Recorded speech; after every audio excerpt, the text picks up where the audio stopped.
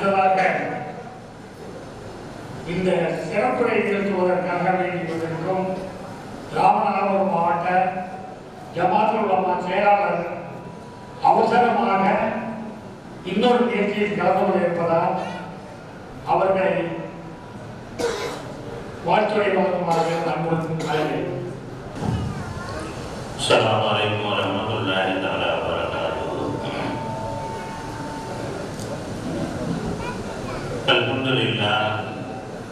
அல்ஹம்துலில்லாஹி ரப்பில் ஆலமீன் வஸ்ஸலாத்து வஸ்ஸலாமு அலா ஸய்யிதில் முர்ஸலீன் வ அலா ஆலிஹி வ ஸஹ்பிஹி அஜ்மஈன். அம்மா பஅத். அஊது பில்லாஹி மினஷ் ஷைத்தானிர் ரஜீம். பிஸ்மில்லாஹிர் ரஹ்மானிர் ரஹீம்.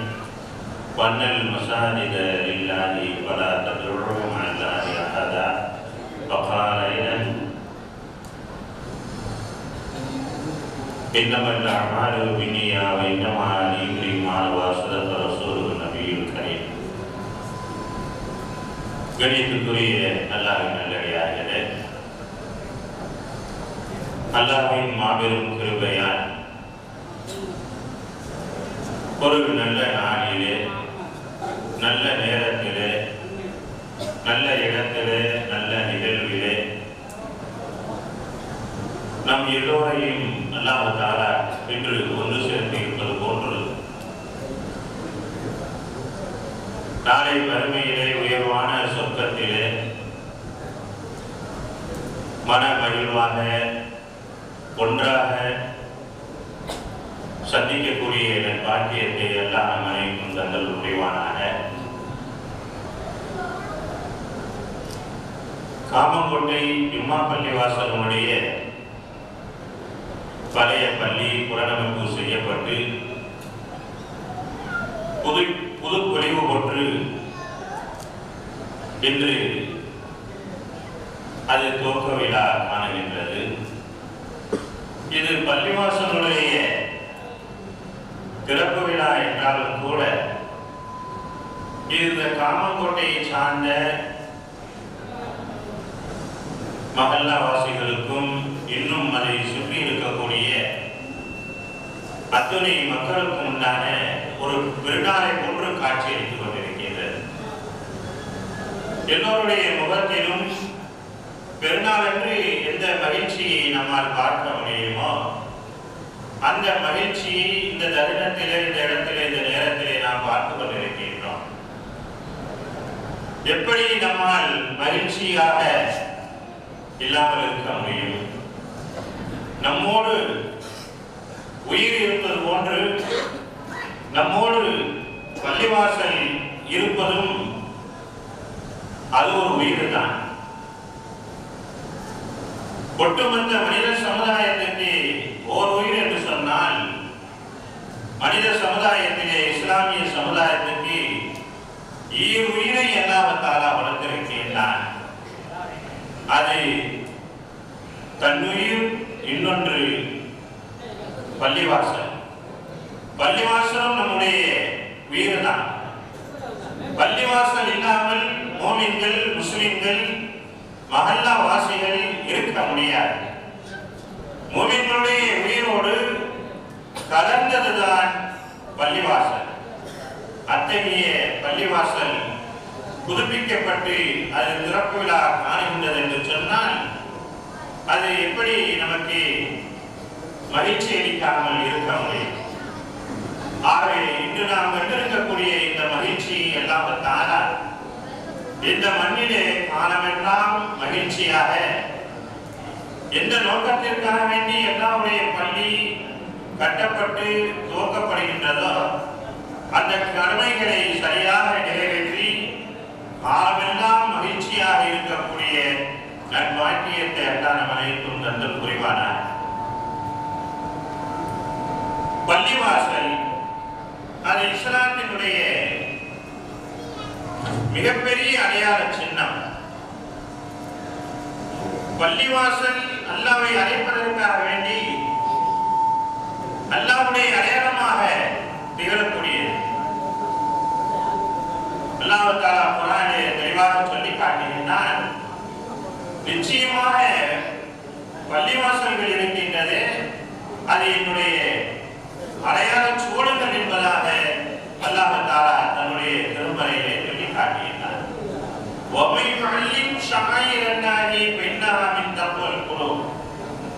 அல்லாஹ்வுடைய அடையாள சூழலாக இருக்கக்கூடிய இந்த பள்ளிவாசலை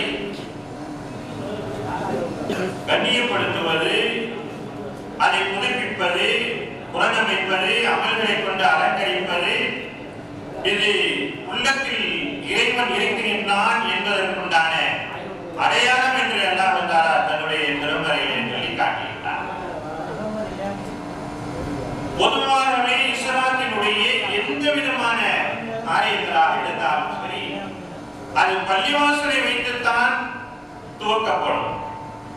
பள்ளிவாசல் இல்லாமல் மூமின்களுடைய முஸ்லிம்களுடைய எந்த காரியத்தினுடைய துவக்கமே கிடையாது. காரியத்தினுடைய செயல்களுடைய துவக்கம் பள்ளியை கொண்டுதான் இருக்க வேண்டும் என்பதுதான் அல்லாஹ்வுடைய அமைப்பு. ஆகவேதான் முதலாவதாக உலகை படைப்பதற்கு முன்பதாக, நம்மை படைப்பதற்கு முன்பதாக பள்ளியை அல்லாஹ் தஆலா உருவாக்கியதாக வரலாற்றிலே நாம் பார்க்கின்றோம்.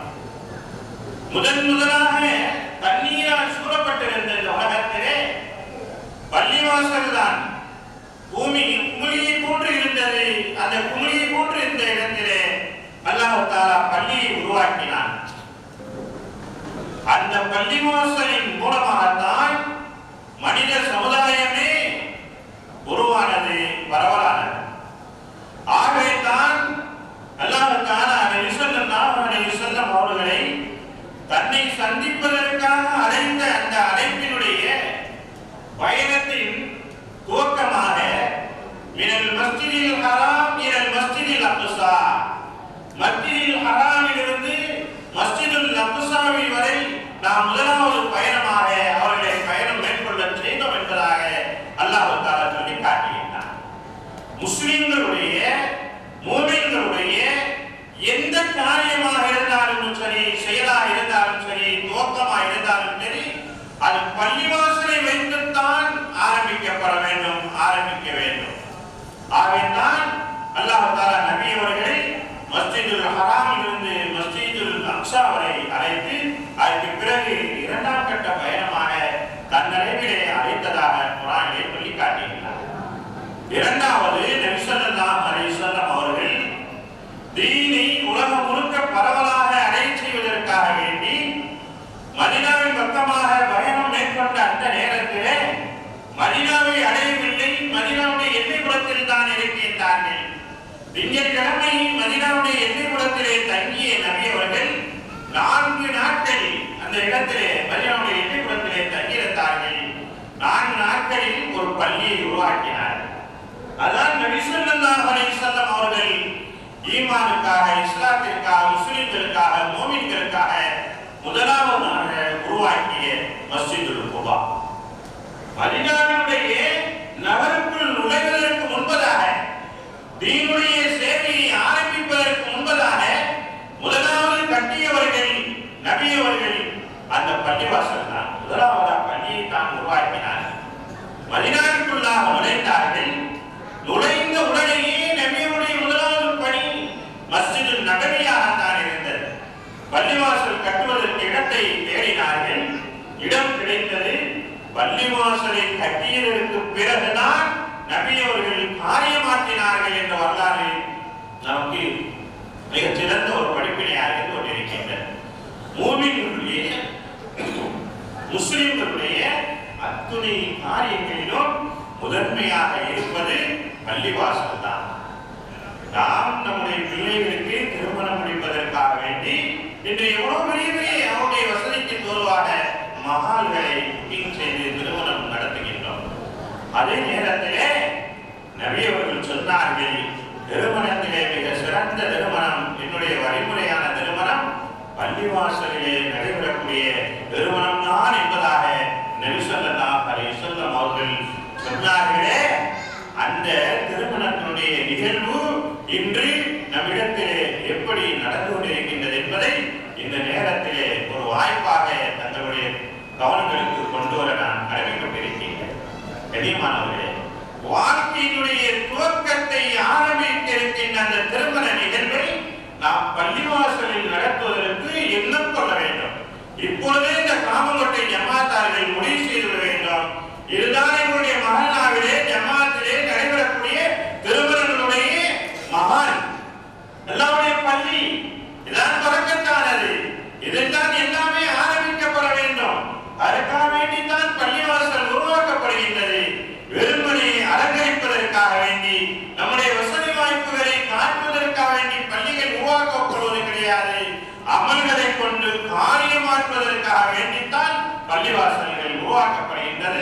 அது இல்லாமல் இந்த சமுதாயம் கடந்து செல்வதன் காரணமாகத்தான் நாம் பெற வேண்டிய பரக்காத்துகளையும் ரஹ்மத்துகளையும் அடைய பெறாமல் நாம் கடந்து சென்று கொண்டிருக்கின்றோம்.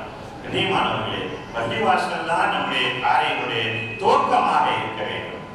அதுபோன்று பள்ளிவாசல் இருக்கின்றதே, அது மூமின்களுடைய முஸ்லிம்களுடைய தன்மானத்தையும் பண்புகளையும் பாசத்தையும் நேசத்தையும் வெளிப்படுத்தி காட்டக்கூடிய அடையாள சின்னமாக பள்ளிவாசலை அல்லாஹ் தஆலா கொடுத்திருக்கிறார். வெறுமனே பள்ளிவாசல் என்பது பாபு சொன்னவர்கள் வருகின்றோம், தொழுகின்றோம், போகின்றோம், கொஞ்ச நேரம் பேசிவிட்டு செல்கின்றோம் என்பதற்காக வேண்டி மட்டும் பள்ளிவாசல் கிடையாது. நம்முடைய அடிப்படை கட்டமைப்பே பள்ளிவாசலில் தான் இருக்கின்றது. பள்ளிவாசலில் தான் இருக்கின்றது. பள்ளிவாசலிலும் வியாபாரம் செய்யக்கூடாது. அதே நேரத்தில் பள்ளிவாசலில் தான் வியாபாரத்தை கற்றுக் கொடுக்க முடியும். பள்ளிவாசல் தான் வியாபாரத்தை கற்றுக் கொடுக்கக்கூடியது. பள்ளிவாசல் தான் வாழ்க்கையை கற்றுக் கொடுக்கக்கூடியது. உலகத்துடைய பேச்சுக்களின் பள்ளிவாசலிலே பேசக்கூடாது. அதே நேரத்திலே உலகத்திலே எப்படி வாழ வேண்டும் என்ற வாழ்க்கை வழிமுறையை கற்றுக் கொடுக்கக்கூடியது இந்த பள்ளிவாசல். வாழ்க்கையுடைய தத்துவத்தை அடையாள சின்னமாக கொண்டதான் நம்முடைய பள்ளிவாசல். வெறுமனே 4 ரக்காயத்தை தொழுதுவிட்டு செல்வதற்காக வேண்டி மட்டும் கட்டப்பட்டது பள்ளிவாசல் கிடையாது. நாம் விளங்கியதிலிருந்து கொஞ்சம் அதிகப்படியாக விளங்க கடமைப்பட்டிருக்கின்றோம். நம்முடைய அத்துணை காரியங்களுக்கு உண்டானதான் பள்ளிவாசல். நட்புக்கும் பண்புக்கும் நேசத்திற்கும் விசுவாசத்திற்கும் உண்டானதுதான் நம்முடைய பள்ளிவாசல். சுயநலம், மூமின்களுடைய சுயநலம், மூமின்களுடைய சுய பண்பு, மூமின்களுடைய நேசம் எல்லாமே பள்ளிவாசலை கொண்டுதான் கட்டப்பட்டிருக்கின்றது. ஒருவனே ஒரு கட்டிடம் கிடையாது. பாசத்தை கொண்டு நேசத்தை கொண்டு கட்டப்பட்டது இந்த பள்ளிவாசல். பாங்கு சொல்ல நமக்கு எல்லா கடமையாக்கி இருக்கின்றானே, அது ஒருவனே தொழிலுக்காக வேண்டியா பாங்கு நாம் தவறாக நினைத்து வைத்திருக்கின்றோம். தொழிலுக்காக பாங்கு சொல்லப்படுகின்றது என்று கண்ணியமானவர்களே, அது வெறுமனே தொழிலுக்காக வேண்டி மட்டும் பள்ளிவாசலை பாங்கு சொல்லப்படுவது கிடையாது. நம்முடைய தன்மானத்தை அல்லாஹ் தஆலா மனித குலத்திற்கு வெளிப்படுத்தி காட்டுகின்றார். மனிதன் எப்படி தன்மானத்தோடு வாழ வேண்டும் என்பதற்காக வேண்டி செய்யப்படுகின்ற அழைப்பு தான் அந்த பாங்கு. என்ன தன்மானம் இதில் இருக்கின்றது? பாங்கிலே இருக்கின்றது. பள்ளிவாசலுக்கு வாருங்கள், வெற்றின் பக்கம் வாருங்கள், தொழில் பக்கம் வாருங்கள் என்று சொல்வதிலே என்ன தன்மானம் இருக்கின்றது? அது வெறுமனே அழைப்பு தானே என்று நான் நினைக்கலாம். கண்ணியமானவர்களே, பள்ளியிலே ஒழிக்கப்படுகின்ற அந்த பாங்கு இருக்கின்றது, அது தன்மானத்தை கற்றுக் கொடுக்கின்றது. மூமின்கள் முஸ்லிம்களுக்கு தன்மானத்தோடு வாழ வேண்டும் என்பதை கற்றுக் கொடுக்கின்றது. என்ன தன்மானம்? இப்பொழுது நாம் பள்ளி திறப்புலாவுக்கு வந்திருக்கின்றோம் என்று சொன்னால் அழைப்பு கொடுக்காமல் வரவில்லை. ஒரு கல்யாணத்திற்கு செல்கின்றோம் என்று சொன்னால் அழைப்பு கொடுக்காமல் செல்ல மாட்டோம். ஏன் உங்களுடைய அண்ணனுடைய கல்யாணத்திற்கு செல்லவில்லை, அண்ணன் பிள்ளையுடைய கல்யாணத்துக்கு செல்லவில்லை என்று சொன்னால் அவன் என்ன அண்ணன் எனக்கு முறையாக சொல்லவில்லை என்று நாம் சங்கடப்பட்டு கொண்டிருக்கின்றோம். ஏன் உங்களுடைய அந்த மகனாவுடைய திருமணத்திற்கு செல்லவில்லை என்று சொன்னால் அவன் என்னை முறைப்படி அழைத்தான், அவனை சொன்னான், இவரை கூப்பிட்டான், என்னை முறையாக கூப்பிடவில்லை. 2 தடவை பத்திரிக்கை கொடுத்து சொன்னா 3வது தடவை அவன் குடும்பத்தோடு வந்து என்னை கூப்பிடல, அதனால போகலாம், நம்ம சங்கடப்படுறோம். இதெல்லாம் சங்கடப்படுறது முறையானதுதான். அழைப்பில்லாமல் எப்படி நாம் செல்ல மாட்டோம் என்ற தன்மானத்தோடு இருக்கின்றோமோ அதை கற்றுக் கொடுக்கக்கூடியதான் இந்த பாங்கு.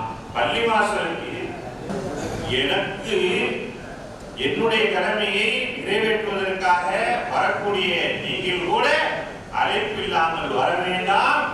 நான் அழைத்ததற்கு பிறகு என்னுடைய அழைப்பை ஏற்று வாருங்கள் என்று அல்லாஹ் தஆலா நமக்கு தன்மானத்தை கற்றுக் கொடுக்கிறார். அந்த தன்மானம் தான் ஒரு மூமினுடைய உள்ளத்திலும் இருக்க வேண்டும். நான் 3 தடவை திருமணத்துக்கு அழைப்பு கொடுத்தேன், இவன் வரவில்லையே என்று எப்படி நம்மை அழைத்தவர்கள் வருத்தப்பட்டுக் கொள்வார்களோ, அவன் 3 தடவை என்னை கூப்பிட்டு விட்டான், நான் செல்லாமல் எப்படி இருக்க முடியும் என்று தன்மானத்தோடு நாம் அந்த வைபவத்தில் சென்று கலந்து கொள்வோமோ, இந்த இரண்டும் இந்த பாங்கிலே இருக்கின்றது.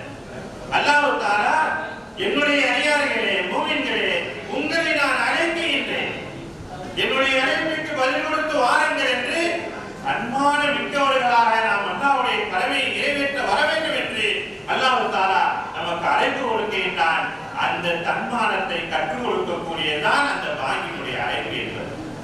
அது மட்டுமல்லாமல் கண்ணியமானவர்களே, பள்ளிவாசலிலே ஜமாத் தொழுகை என்பது எந்த விதமான வலுவான வலிமையான கட்டமைப்பு இல்லாமல் உருவாக்கப்பட்டது கிடையாது.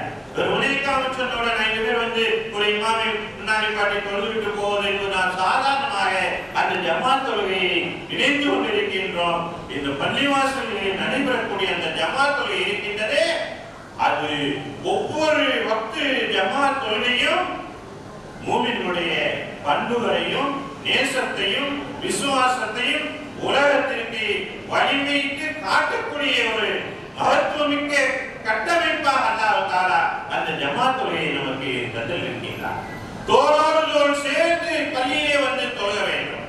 தோளோடு தோள் சேர்ந்து நின்று பள்ளியிலே ஜமாத்தாக தொழுக வேண்டும். ஒருவர் ஜமாத்தாக தோளோடு தோள் நின்று தொழுவிட்டு செல்கின்றார் என்று சொன்னால் அவர் அடுத்த அசல் தொழுகை வரை இருக்கக்கூடிய உறவுகளோடு சேர்த்து வாழ வேண்டும் என்பதை உலகத்திற்கு உணர்த்தி காட்டக்கூடிய கட்டமைப்பாகத்தான் அல்லாஹ் தஆலா அந்த ஜமாத் தொழுகையை நமக்கு பள்ளியிலே ஆக்கி இருக்கிறார். பள்ளியிலே தொழுகை நடக்கின்றது என்று சொன்னால் பள்ளி அல்லாத மற்ற இடங்களிலே ஜமாத் தொழுகையை தொழுகக்கூடாது. பள்ளிக்குத்தான் வர வேண்டும். பள்ளியில் தான் தோளோடு சேர்ந்து நின்று தொழுக வேண்டும். பள்ளியிலே நம்முடைய ஒற்றுமையை கையகப்படுத்திக் கொண்டு வெளியிலே வாழ்க்கையை நாம் வாழ்ந்து காட்ட வேண்டும் என்பதற்காக வேண்டித்தான் பள்ளிவாசல் உருவாக்கப்பட்டு அங்கு ஜமாத் தொழுகை நடந்து கொண்டிருக்கின்றது என்பதை நாம் மிக உணர்ந்து கொள்ள கடமைப்பட்டிருக்கின்றோம். கண்ணியமானவர்களே, பள்ளிவாசல் என்பது நம்முடைய கவலைகளை தீர்த்து வைக்கக்கூடிய ஒரு நோய் என்று சொன்னால் மருத்துவமனைக்கு ஓடுகின்றோம். ஒரு பிரச்சனை என்று சொன்னால் வக்கீலிடத்திலே ஓடுகின்றோம். ஒரு பிரச்சனை என்று சொன்னால் பிரச்சனை தீர்த்து வைப்பதற்கிலே நிர்வாகத்திலே ஓடுகின்றோம். ஆனால் முழுமையான பிரச்சனைகளுக்கு தீர்வு அல்லாஹ் தஆலா பள்ளிவாசலில் தான் வைத்திருக்கின்றான். பள்ளிவாசலில் நம்முடைய பிரச்சனைகளுக்கு தீர்வு இருக்கின்றது, நிம்மதி இருக்கின்றது, சந்தோஷம் இருக்கின்றது. மகிழ்ச்சி வேண்டும் என்று சொன்னால் பள்ளிவாசலுக்கு வர வேண்டும், ஒழு செய்ய வேண்டும், 2 ரக்காயத் தொழுக வேண்டும், அல்லாஹ்விடத்திலே துஆ செய்ய வேண்டும். அல்லாஹ் அந்த துஆவின் மூலமாக தொழுகையின் மூலமாக நம்முடைய பிரச்சனைக்குண்டான தீர்வுகளை நமக்கு வெளிப்படுத்தி காட்டுவான். அதைத்தான் மார்க்கம் நமக்கு கட்டமைத்து தந்திருக்கின்றது. உதவி நபி அவர்கள் பள்ளிக்கு வருகின்றார்கள். தொழுகில்லாத ஒரு நேரத்திலே சஹாபி பள்ளியில் இருக்கின்றார். அபூ லுபாபா ரலியல்லாஹு தஆலா அவர்கள், அபூ லுபாபாவை ஏன் இந்த நேரத்தில் இருக்கின்றீர்கள்? ரசூலுல்லாஹ், எனக்கு கடன் தொல்லை அதிகமாக இருக்கின்றது, கவலையாக இருக்கின்றது. ஆகவே அல்லாஹ்வுடைய பள்ளி அந்த சஹாபாக்கள் ஏதாவது கவலை என்றால் பள்ளிக்குத்தான் வருவார்கள். பள்ளிக்கு வந்தால் தீர்வு கிடைக்கும் என்பது அவருடைய ஈமானாக இருந்தது. அவர்களுக்கு விஷயத்திலே தீர்வு கிடைத்தது, வெற்றி பெற்றார்கள். வெற்றியான வாழ்க்கையை வாழ்ந்து காட்டியவர்கள் அந்த சஹாபாக்கள் பள்ளிவாசலை வைத்துத்தான் வெற்றியான வாழ்க்கையை வாழ்ந்து காட்டியிருக்கிறார்கள். ஆக அந்த சஹாபி கவலையினால் கொண்டிருந்த அந்த நேரத்திலே நபி அவர்கள் அதை பார்த்து சொன்னார்கள், தோழரே, நீங்கள் கவலைப்பட வேண்டாம், தொழுங்கள், துஆ செய்யுங்கள். அல்லாஹ் இன்னி அஊது பிக்க மினல் ஹம்மி வல் ஹுஸ்ன் வ நஊது பிக்க மினல் அஜ்ஸி வல் கஸ்ரி வ நஊது பிக்க மினல் ஜுப்ரி வல் புகல். இந்த துஆவை நீங்கள் ஓதிக்கொண்டே வாருங்கள், உங்களுடைய கவலை எல்லாம் தீர்ப்பான் என்பதாக நபி ஸல்லல்லாஹு அலைஹி வஸல்லம் அவர்கள் சொன்னார்கள். காலத்திலே மிகப்பெரிய செல்வந்தராக அந்த சஹாபி இருந்ததை வரலாற்றிலே நாம் பார்க்கிறோம். இப்படி எத்தனையோ சம்பவங்கள் வரலாறு. மனைவியோடு கோபித்துக் கொண்டு வீட்டை விட்டு வெளியேறி விடுகின்றார்கள். நபி அவர்கள் வீட்டுக்கு வருகின்றார்கள். மரணத்திலே மருமகனாரை கேட்கின்றார்கள். கோவிலுக்கு சென்று விட்டார்கள் சொல்கின்றார்கள். நபி அவர்கள் பள்ளிக்கு சென்று வாழ்கின்றார்கள். மஸ்ஜித் நபவியிலே அலி ரலியல்லாஹு தஆலா அவர்கள் உறங்கி கொண்டிருக்கின்றார்கள். அலியை நபி ஸல்லல்லாஹு அலைஹி வஸல்லம் எழுப்பி, அலியே, என்ன கவலை, வாருங்கள், கவலைப்படாதீர்கள், அல்லாஹ் உங்களுடைய கவலையை தீர்த்து வைப்பார் என்று சொல்லி நபி அவர்கள் அழைத்து வந்து வீட்டில் விட்ட வரலாறுகளை நாம் பார்க்கிறோம். இப்படி கவலைக்கு, பிரச்சனைகளுக்கு, துன்பங்களுக்கு, நோய்களுக்கு எல்லாவற்றிற்குமே அல்லாஹ் தஆலா இந்த பள்ளிவாசலில் தான் தீர்வு வைத்திருக்கிறான். ஆகவே தான் நம்முடைய பள்ளிவாசல் அது மூமினுடைய உயிரோடு கலந்தது என்று நான் ஆரம்பத்தில் சொன்னேன்.